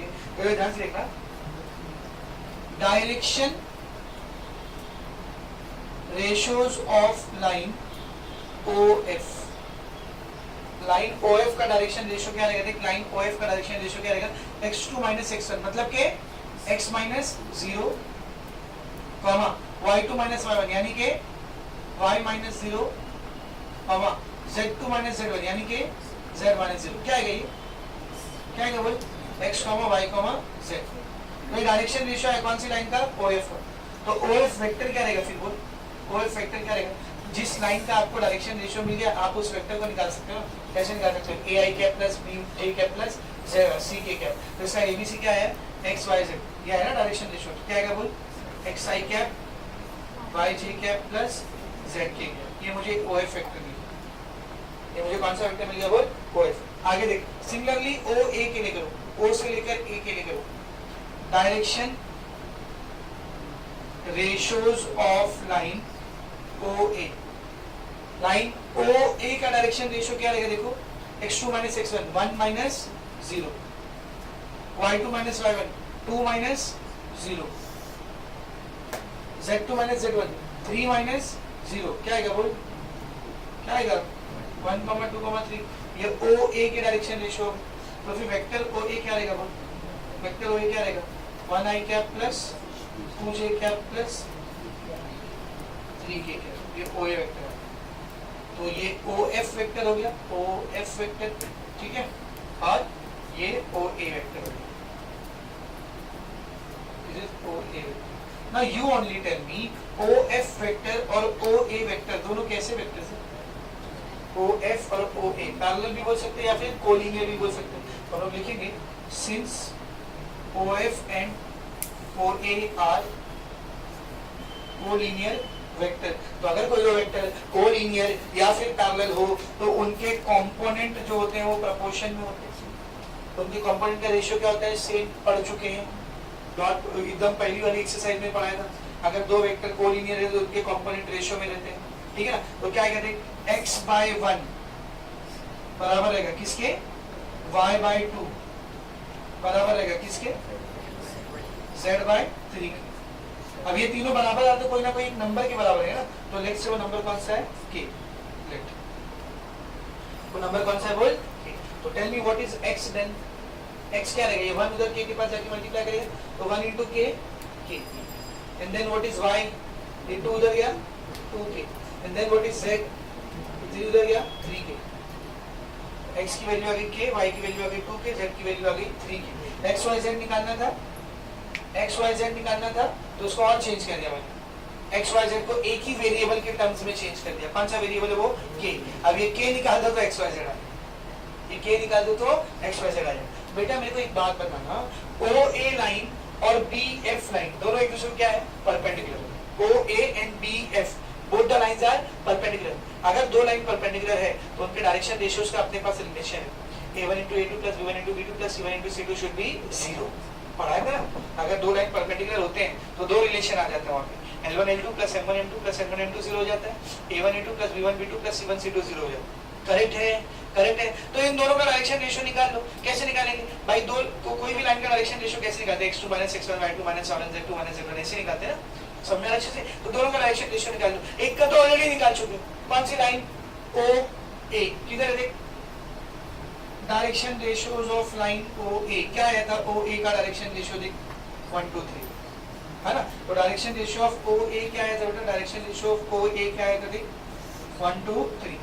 तो इस लाइन का डायरेक्शन रेशियो आ गया, बची कौन सी लाइन BF। तो ध्यान से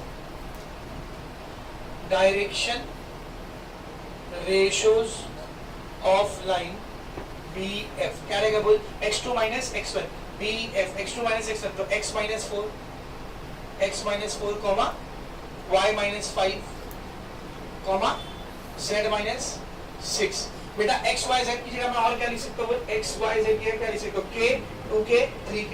तो क्या बनेगा ये k minus 4 2k minus 5 3k minus 6, correct है। तो ये जो डायरेक्शन रेशियोज आए हैं, ये जो डायरेक्शन रेशियोज आए बेटा, ये कौन सी लाइन क्या है बोल, BF लाइन क्या है। तो BF लाइन के डायरेक्शन रेशियोज और ये OA लाइन के डायरेक्शन रेशियो। हम लोग क्या लिखेंगे, since OA line is perpendicular to BF line. OA line और BF लाइन क्या बेटा परपेंडिकुलर। तो कौन सा रिलेशन यूज कर सकता हूँ इधर, A1 A2 plus B1 B2 plus C1 C2 will be 0। मतलब उनके डायरेक्शन रेशियोज के प्रोडक्ट का सम क्या है बेटा 0। तो दोनों के प्रोडक्ट को निकालो, दोनों के डायरेक्शन रेशियो का प्रोडक्ट निकालो। इसका डायरेक्शन रेशियो क्या है 1 2 3 और उसका k minus 4, 2k minus 5, 3k minus 6. तो मल्टीप्लाई करो 1 into k minus 4, 1 into k minus 4 plus 2 into 2k minus 5, 2 into 2k minus 5 plus 3 into 3k minus 6, 3 into 3k minus 6 कितना आएगा ये? 0. सॉल्व करेंगे इसको k मिलेगा यहाँ पे रखेंगे x y z वाले.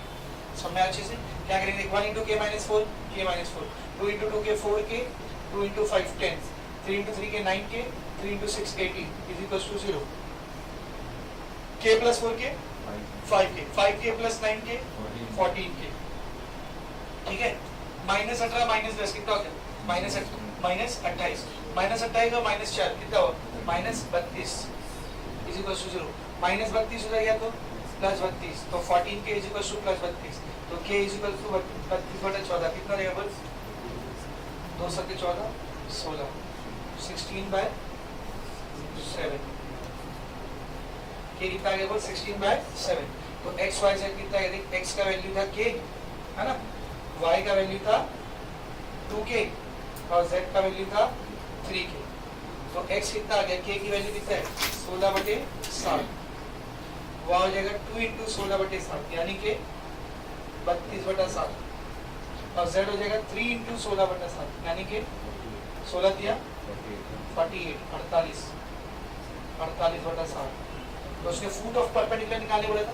फुट ऑफ परपेंडिकुलर क्या लिए थे हमने? x, y, z. तो क्या लिखेंगे आंसर?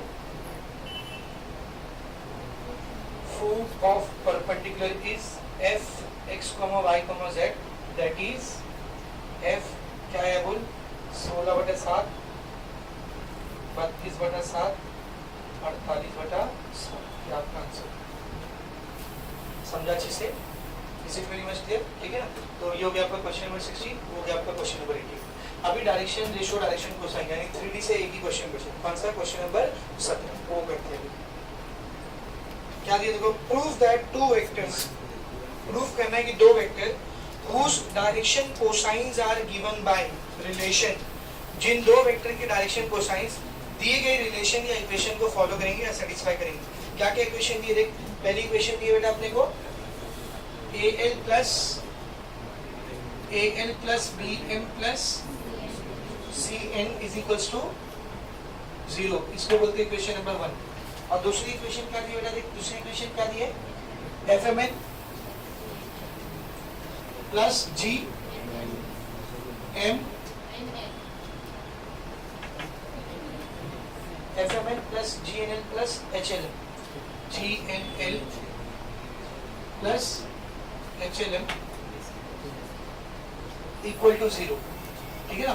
तो अपने को प्रूफ क्या करना है? देखो दो लाइन है, दोनों के डायरेक्शन कोसाइन जो है इन दोनों रिलेशन को फॉलो कर रहे हैं, सेटिस्फाई कर रहे हैं. मतलब ये दोनों इक्वेशन साइमल्टेनियस दी हुई है अपने को. ठीक है. आगे देखिए बेटा. Prove that two vector whose direction cosines are given by the relation this and this are perpendicular. तो अपने को प्रूफ करना है वो दोनों लाइन परपेंडिकुलर रहेगी if अगर. कब परपेंडिकुलर रहेगी? कब परपेंडिकुलर रहेगी? बोल if. क्या कंडीशन दिया है? if बोलो f by a plus g by b plus h by c. इसका वैल्यू कितना रहेगा? तो अपने को प्रूफ करना है ये दो लाइन तभी परपेंडिकुलर रहेगी जब ये कंडीशन सेटिस्फाई. ठीक है. तो कैसे सॉल्व करो मैं इसको सोलो ध्यान से देख. जैसा हुआ था क्वेश्चन अभी पीछे का सॉल्व किया ना वैसे इसको सॉल्व करेंगे. मतलब यहाँ से एक वेरिएबल को निकालेंगे, उसको इसमें पुट करके वेरिएबल कम करेंगे. तो वो कौन सा वेरिएबल निकालूंगा? तो उससे पहले जरा ये सेकंड इक्वेशन को देखो. काफी कॉम्प्लिकेटेड है. एफ एम एन तीनों अननोन है, जी एन एल तीनों अननोन है, एच एल एम तीनों अननोन है. समझ में आ रहा है? तो मैं क्या कर रहा हूँ? सबसे पहले मुझे ये एफ एम एन और जी एन एल इन दोनों में क्या कॉमन दिख रहे थे? एन कॉमन दिख रहे थे. तो एन को बाहर निकालो. एन को बाहर निकालो. क्या बचेगा? बोल F M plus G L plus आगे क्या बचा? बोल H L M is equal to 0. इसको बोलते हैं इक्वेशन नंबर 2. अब क्या करते हैं? इसमें से किसी एक वेरिएबल को कम करते हो तो ज्यादा अच्छा रहेगा अगर आप एन को कम करो. एन को लेके आओगे तो ब्रैकेट के अंदर चला जाएगा, है ना. एल को लेके आओगे तो वो भी ब्रैकेट के अंदर चला जाएगा. ज्यादा अच्छा कौन सा रहेगा बेटा? एन को कम करते हैं यहाँ से. एन को कम करने के लिए कौन सी इक्वेशन यूज करेंगे हम लोग? From equation number 1. ध्यान दें. From equation number 1. What is equation number 1? See, AL plus BM plus CN is equals to 0. यहाँ से n को अकेला करो सी एन विल बी, ये प्लस ए एल उधर गया तो minus A L, plus B M उधर गया तो माइनस बी एम, दोनों में से माइनस कॉमन ले सकता हूँ, क्या बचेगा बोल, A L plus B M, ये किसकी वैल्यू आ रही है, सी एन, एन अकेला हुआ कि उसके साथ सी मल्टीप्लाई करा ना, वहां जाएगा तो डिवाइड, तो this is the value of N, ये किसकी वैल्यू आ गई है, एन की, इसको पुट कर देंगे कौन सी इक्वेशन में, equation number 2, put in equation number 2, क्या बनेगी इक्वेशन नंबर 2, एन की जगह पर क्या आ जाएगा, minus A L plus B M divided by C into F M plus G L plus H L, जहां पर n था वहां पर ये रख दिया, ठीक है, इज इक्वल्स टू 0, सही बेटा। ये अपॉन के नीचे से c हटाने के लिए पूरी इक्वेशन को multiply by c, multiply by c, तो यहाँ पे जब c मल्टीप्लाई होगा c से c कटेगा, क्या बचेगा, minus A L plus B M into F M plus G L, ये पूरा एक ही टर्म है क्योंकि मल्टीप्लाई कर रहे थे, तो इस पूरे से जब c मल्टीप्लाई होगा तो ऊपर c नीचे c कटेगा, खाली ये पूरा बचेगा, ठीक है, प्लस एच एल एम को जब सी मल्टीप्लाई करोगे तो H L M C is equals to 0, सही है। इसको मल्टीप्लाई करके दोनों को, तो देखो क्या आएगा, minus A L into F M, A L F M, A L into G L plus A G L square, correct है, B M into F M, B F M square, B M into G L, B M G L plus H L M C is equals to 0, correct है। क्या बनेगा, देखिए minus को अंदर लेके जाएंगे तो ये माइनस को अंदर लेके जाएंगे, क्या बनेगा, minus A L F M minus A G L square minus, बहुत सारा माइनस आ रहा है ना, तो एक काम करते हैं, ये पूरा इधर माइनस में है ना, वहां चला जाएगा तो प्लस में, तो A L F M A G L square B F M square B M G L, ठीक है, ये plus H L M C वहां गया तो minus H L M C, समझा अच्छे से, is it very much clear. अभी नहीं बेटा, ये ए जी एल स्क्वायर, इसको ऐसे लेंगे, ए जी एल स्क्वायर, इसको ऐसे लेंगे, ठीक है, इधर ध्यान से देख, ए एल एफ एम, इसमें एल और एम है, देख रहे, इसको देख, ए एल एफ एम, क्या क्या है इसमें, एल और एम, इधर आवा, बी एम जी एल, इसमें भी क्या है, एल और M, H L M C, इसमें भी क्या है, एल और एम, तो इन तीनों को एक साथ ले लेते, क्यों समझा, क्योंकि तीनों में क्या है, एल है और एम है, तो तीनों को एक साथ ले लेते, क्या हो जाएगा, plus A L F M plus B M G L minus H L M C, ये तीनों को एक साथ ले लेते, क्योंकि तीनों के पास क्या था बेटा, एल और एम, तो देखिए ए जी एल को ऐसे लिखा, ए जी एल स्क्वायर को, इसको इसको इसको एक साथ लिया, क्यों, अच्छे लग रहे थे इसलिए, क्यों, तीनों के पास क्या था बेटा, L M L M L M था, तो तीनों को एक साथ ले लिया, बचा कौन, ये इधर आ गया, ये और ये इधर आ गए, बचा कौन था, बी एफ एम स्क्वायर, तो plus B F M square is equals to 0।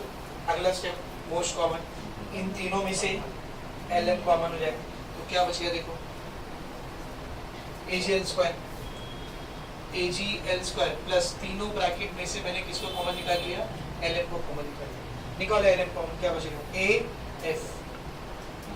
F plus B G, L और एम बाहर चलेंगे ना, माइनस एल और एम चलेगा, क्या बचा, एच सी, या सी एच भी उसको लिख सकता हूँ, चलेगा, तो A B A F B G C H, correct है, देख ए बी सी को पहले लिखा, एफ जी एच को बाद में लिखा, चलेगा ना, सी एच लिखो, एच सी लिखो, एक ही बात है, ठीक है।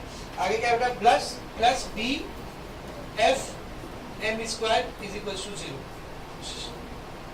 Now to make it a quadratic equation, मैं इसको एक क्वाड्रेटिक इक्वेशन बनाना चाह रहा हूँ, सब लोग ध्यान से देखना बेटा, इसको क्वाड्रेटिक इक्वेशन बनाने के लिए क्या कर रहा हूँ मैं, डिवाइडिंग बाय एम स्क्वायर, पूरे को किससे डिवाइड कर दे रहा, वो एम स्क्वायर, ध्यान से देखना कैसे क्वाड्रेटिक इक्वेशन बनेगी, A G L square A F B G minus C H L M plus B F M square is equal to 0, पूरे को एम स्क्वायर से डिवाइड कर दो, हाँ, divide by M square, divide by M square, divide by M square. क्या होएगा सबसे पहले देख, एम स्क्वायर से एम स्क्वायर कैंसिल, इधर एम है इधर एन स्क्वायर है, एम से स्क्वायर कैंसिल, यहाँ पे कुछ कैंसिल नहीं होगा। तो देखिए क्या बनेगा, ये ए और जी को ऐसे रख दे, ए भी कांस्टेंट है जी भी कांस्टेंट है, ऐसे रख दे। बचा क्या, L square by M square which can also be written as L by M the whole square, सही है, plus A F B G C H, यहाँ एल बच गया इधर एम बच गया, तो एल बाय एम, ये पूरा अलग लिख दिया, एल बाय एम अलग लिख दिया, चलेगा, ठीक है ना, plus B F is equals to 0। कुछ देख रहे हो, अगर ये एल बाय एम को आप एक्स मान लो तो ए जी एक्स स्क्वायर प्लस ये पूरा एक्स प्लस कॉन्स्टेंट, क्या है क्वाड्रेटिक इक्वेशन। तो हम क्या लिखेंगे, this is a quadratic equation, this is a quadratic equation of variable, क्या है इसमें वेरिएबल कौन है, x कौन है इसमें, x कौन है बोल, l by m of variable l by m। अब बेटा किसी क्वाड्रेटिक इक्वेशन के कितने आंसर आते हैं, दो, क्वाड्रेटिक इक्वेशन के कितने आंसर आते हैं, दो, उनको रूट्स ऑफ क्वाड्रेटिक इक्वेशन भी कहा है, मुरब्बई मसावत के सज़र, है ना, रूट्स ऑफ क्वाड्रेटिक इक्वेशन। हम लोग क्या लिखेंगे, लेट इट्स रूट बी, ऐसा मान लेते हैं कि इस इक्वेशन के जो रूट आएंगे, दो आंसर आएगा ना, तो वेरिएबल कौन इधर एल बाय एम ना, तो मैं मान लेता हूँ इसका जो दो आंसर आएगा वो आएगा L1 bye M1 and L2 bye M2, ये दो आंसर इसके आएंगे, ये दो आंसर इसके आएंगे। और आगे ऐसा लिख दो, where L1 M1 N1 are direction cosines of first line and L2 M2 N2 are direction cosines of second, ठीक है, जाहिर सी बात है यहाँ पर L M N जो था वो दोनों लाइन के डायरेक्शन जैसे डायरेक्शन कोसाइंस को दिखा रहा था, तो जो L1 M1 रहेगा वो पहली लाइन के लिए रहेगा, जो L2 M2 के लिए रहेगा, L2 M2 रहेगा वो दूसरी लाइन के लिए रहेगा। खैर वापस से क्वाड्रेटिक इक्वेशन को, तो एक क्वाड्रेटिक इक्वेशन है जिसमें वेरिएबल है L बाय M, करेक्ट है, दो रूट आएंगे, तो मैंने पहला रूट ये मान लिया, दूसरा रूट ये मान लिया, थोड़ा सा 10th स्टैंडर्ड की तरफ आएंगे। 10th स्टैंडर्ड में आपने पढ़ा है, अगर मेरे को एक क्वाड्रेटिक इक्वेशन दिया है ax square plus bx plus c is equal to 0, तो इसके जो रूट्स आते हैं, समझो इसके रूट्स आए, इसका आंसर आया अल्फा बीटा, इसका आंसर क्या है बोल, अल्फा बीटा। तो आपने 10th में फॉर्मूला पढ़ा है सम ऑफ रूट का और प्रोडक्ट ऑफ रूट, किसका किसका फॉर्मूला पढ़ा है बोल, सम ऑफ रूट और product of root, product of root. Sum of root का फॉर्मूला होता है minus B by A, sum of root का फॉर्मूला क्या होता है, माइनस बी बाई, यानी ये जो x के साथ है और ये जो a के साथ है दोनों का रेशियो ले लो माइनस, तो दोनों के आंसर का प्लस आ जाएगा, अल्फा प्लस बीटा। अब प्रोडक्ट ऑफ रूट का फॉर्मूला होता है c by, product of root का फॉर्मूला क्या होता है बोल, कांस्टेंट अपॉन a, ये फॉर्मूला आपने 10th स्टैंडर्ड में पढ़ा, ठीक है ना। चाहिए तो मैं यहाँ पर लिख देता हूँ, तो मैं यहाँ पे कौन सा फॉर्मूला यूज कर रहा हूँ, प्रोडक्ट फॉर्मूला, यहाँ पर ध्यान से देखना, product of roots of quadratic equation ax square plus bx plus c is equal to 0 is given by alpha into beta is equal to c by a. No need to write down this thing. इसको लिखने की कोई जरूरत नहीं है, लेकिन चूंकि 10th standard से हम लोग यूज कर रहे हैं इसीलिए मैं इसको यहाँ पर लिख देता हूँ, ये 10th स्टैंडर्ड का फॉर्मूला। तो इस फॉर्मूले को यहाँ पर लगा कि अल्फा बीटा कौन होता है, क्वाड्रेटिक इक्वेशन के रूट, तो यहाँ पर हमने इस क्वाड्रेटिक इक्वेशन के रूट को क्या माना है, L1 बाय M1 और L2 बाय M2, तो ये अपना अल्फा है और ये अपना बीटा है, तो अल्फा इंटू बीटा की क्या आएगा बोल, L1 बाय M1 इंटू बोलो L2 बाय M2, तो ये हो गया alpha into beta is equal to क्या फॉर्मूला होता है, C बाय, बेटा C बोले तो कांस्टेंट, इस इक्वेशन को देख और मुझे बता कांस्टेंट कौन है, प्लस की बात BF, तो BF अपॉन A कौन होता है, A कौन होता है एक्स स्क्वायर के साथ, इस इक्वेशन को देखो और बताओ एक्स स्क्वायर के साथ कौन है, सही सही। अभी जरा ध्यान से देखना, ये L1 इंटू L2 कितना हो जाएगा, L1 L2, ये M1 इंटू M2 कितना हो जाएगा, M1 M2, सही है सही है। बचा क्या, ध्यान से देख, BF AG, मैं क्या करता हूँ जो मुझे प्रूफ करना था उसमें F के साथ कौन था, A, और जी के साथ कौन था, बी। एफ और ए को एक साथ ले लो, जी और बी को एक साथ ले लो। तो इधर ध्यान से देखा, एफ बाय ए इसको एक साथ ले लिया, एफ बाय ए, बी बाय जी इसको एक साथ ले लिया, बी बाय जी। चले, तो एफ और ए को एक साथ ले लिया, बी और जी को एक साथ ले लिया। अभी ध्यान से देखिए क्या बनेगा, L1 L2 upon M1 M2 is equals to, बेटा ये f बाय a को ऐसे रहने दो, f बाय a, ये b बाय g को अपॉन के नीचे लेके जाओ, क्या बनेगा वो, b बाय g जब अपॉन के नीचे जाएगा तो क्या बनेगा, g बाय b। ऐसा क्यों किए सर, इधर पे g बाय b था, इसलिए b बाय g नहीं था, g बाय b। तो इस b बाय g को मैंने अपॉन के नीचे लेके गया, क्या बन गया बोल, g बाय d। ठीक है ना, इसी चीज को क्या मैं ऐसा लिख सकता हूँ, सब लोग ध्यान से लिखना बेटा, L1 L2, ये f बाय a यहाँ पर क्या कर रहा है बेटा, f बाय a यहाँ पर क्या कर रहा है, ऊपर है ना, उधर जाएगा तो नीचे आ जाएगा, f by a is equals to m1 m2 इधर ऊपर आ जाएगा, m1 m2 और नीचे क्या बनेगा बोल, g बाय b। मतलब के ये इधर ले लिया, ये उधर ले लिया, तो ये L1 L2 और m1 m2 का रेशियो आपको आ गया। बचा कौन, L1 L2 आ गया, m1 m2 आ गया, बचा कौन, n1 n2। सर इधर n1 n2 क्यों नहीं आया बेटा, n को पहले ही बता दिए थे ना तुम लोग, n को पहले ही छू कर दिए, गायब कर दिए, समझा। तो सर n1 n2 का रेशियो कैसे निकालूं, जिस तरह आपने इक्वेशन नंबर 1 में n को अकेले किए तो ये पूरा आया। अब क्या करना पड़ेगा मालूम आपको, इक्वेशन नंबर 1 में m को अकेला करना पड़ेगा, इसको अकेला करना पड़ेगा m को। पूरा सेम ऐसे जब सॉल्व होगा तो जो रेशियो आएगा वो L1 L2 का आएगा और n1 n2 का आएगा, m1 m2 का नहीं आएगा, गायब हो जाएगा। कितना बड़ा होगा फिर वो, सेम इतना बड़ा, यानी ठीक है। तो आपको लगता है हम लोग इतना बड़ा सॉल्व करेंगे, नहीं, क्या यूज करेंगे, सिमिलरली। अब इधर सिमिलरली लगाओ कैसे सर, वो दिक्कत है, इधर सिमिलरली लगाओ कैसे, ये देख ध्यान से नोटिस करा, पहला रेशियो किसका है, L का, ऊपर पहले कौन दिख रहा है, L, तो अपॉन के नीचे कौन आया, f बाय a। जरा इन दो इक्वेशन को देखो जो अपने को क्वेश्चन में दी हुई थी, बहुत ध्यान से, यहाँ से रिलेशन मिलेगा आपको। देख पहला वाला रेशियो किसका है बोल, L का, पहला वाला रेशियो किसका है बोल, L का, तो उसके अपॉन के नीचे कौन है देख, f बाय a, सही। दूसरा रेशियो किसका था देख, m का, दूसरा रेशियो किसका है बोल, m का, तो उसके अपॉन के नीचे क्या है देख, g बाय b। तो अगर मैं तीसरा रेशियो n का लूंगा तो उसके अपॉन के नीचे कौन आएगा, h बाय c। तो similarly I can write down L1 L2 divided by, ध्यान से देखा, L1 L2 divided by f by a। जब L1 और L का रेशियो लेंगे तो f बाय a आएगा, और ऊपर अगर मैंने n1 n2 ले लिया, क्या ले लिया बोल, n1 n2, तो जब n1 n2 को लेंगे तो उसके नीचे क्या आएगा बोल, h बाय c। वैसे तो ये पूरा आप सॉल्व करके दिखा सकते हो, कैसे कैसे होता, कैसे यहाँ से n अकेला किए थे ना, n की जगह n को अकेला करो, इक्वेशन नंबर 2 में पुट करो, फिर से क्वाड्रेटिक इक्वेशन बनेगी, सेम पूरा सॉल्व करो तो आपको ये रिलेशन आएगा, पर हम लोग इतनी मेहनत करते नहीं होते, ऐसे निकालेंगे, समझा। अब जरा इन दोनों को कंबाइन करके लिखो, इन दोनों को कंबाइन करके लिखो जरा, L1 L2 by f by L1 L2 by f by, दोनों में क्या है कॉमन, तो ये दोनों भी क्या रहेगा बेटा, इक्वल। तो इसको मैं ऐसा लिख सकता हूँ, therefore L1 L2 by f by a बराबर रहेगा M1 M2 by g by b, और वो भी बराबर रहेगा किसके, N1 N2 bye h by c। तो तीनों आपस में एक दूसरे को क्या है बेटा, बराबर। और तीनों अगर इक्वल है, L1 L2 by f by a equal है M1 M2 by g by b equal है N1 N2 bye h by c। तीनों आपस में क्या है बेटा, इक्वल। तो अगर तीनों इक्वल है तो तीनों का वैल्यू कोई एक नंबर आ रहा है ना, तो उस एक नंबर को मैंने क्या मान लिया बोल, लेट k, क्या मान लिया, k।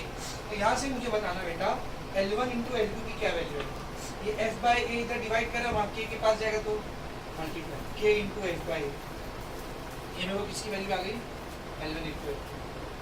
M1 इंटू M2 की क्या वैल्यू आएगी बोल, ये g बाय b उधर k के पास जाएगा, k into g by b, and n1 into n2 की क्या वैल्यू आएगी बोल, n1 इंटू n2 की क्या वैल्यू आएगी बोल, h बाय c इधर k के पास जाएगा, k into h by c। अब उसने बोला क्या था, ये प्रूफ करो कि ये दोनों लाइन परपेंडिकुलर तब ही रहेगी जब ये कंडीशन फॉलो होगी, मतलब दोनों लाइन कैसी रहेगी, परपेंडिकुलर, दोनों लाइन कैसी रहेगी, परपेंडिकुलर। ध्यान से देख, therefore if both the lines are perpendicular, अगर दोनों लाइन परपेंडिकुलर है, अगर दोनों लाइन परपेंडिकुलर है तो हमने फॉर्मूला पढ़ा था, अगर दो लाइन परपेंडिकुलर होती है तो L1 into L2 plus m1 into m2 plus n1 into n2 का वैल्यू क्या आता है? तो इसका तीनों का अभी जस्ट हमने क्या निकाला वैल्यू, l1 into l2 ये क्या आएगा k into f by a, m1 into m2 ये क्या आएगा k into g by b, n1 into n2 ये क्या आएगा k into h by c। तीनों में से क्या कॉमन? k कॉमन, तीनों में से k को कॉमन निकाल लो, क्या बच गया बोल? तीनों में से k गया तो क्या बच गया? f by a plus g by b plus h by c is equal to 0। ये k इधर मल्टीप्लाई करा, वहां जाएगा 0 के बाद तो डिवाइड करेगा ना, तो 0 by k कितना आएगा बोल? यही लाने का था hence q। तो हमने प्रूफ कर दिया कि अगर दो लाइन परपेंडिकुलर रहेगी तो वो कंडीशन सेटिस्फाई है। समझा अच्छे से? So this is your question number 17। Vector chapter में सबसे बड़ा क्वेश्चन ये है 4 मार्क्स के। वैसे तो ऐसा क्वेश्चन आने का चांस कम है, लेकिन आ गया तो कैसे सॉल्व करना है मैंने आपको बताया। इसी फिल्म स्टेट यहाँ पे अपने 3 डायमेंशनल ज्योमेट्री के सारे क्वेश्चन क्या हो गए बेटा? खत्म। अब अपने को कौन से क्वेश्चन स्टार्ट करना है? क्रॉस प्रोडक्ट के क्वेश्चन। किसके बेटा? क्रॉस प्रोडक्ट के।